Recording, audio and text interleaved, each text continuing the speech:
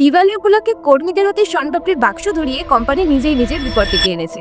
হ্যাঁ, এমনটাই ঘটেছে আগ্রা লখনৌ এক্সপ্রেসওয়েতে, যেখানে ফতেহাবাদ টোল প্লাজার কর্মীদের দিওয়ালি উপলক্ষে বোনাসের নামে মাত্র 1100 টাকা করে দেওয়া হয়।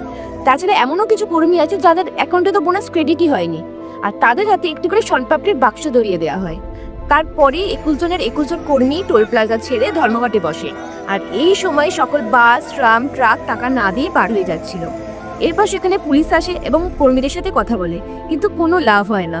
এই করতে করতে প্রায় 10 ঘন্টা কেটে যায়, আর এই 10 ঘন্টায় কোম্পানির লোকসান হয় প্রায় 33 লাখ টাকা।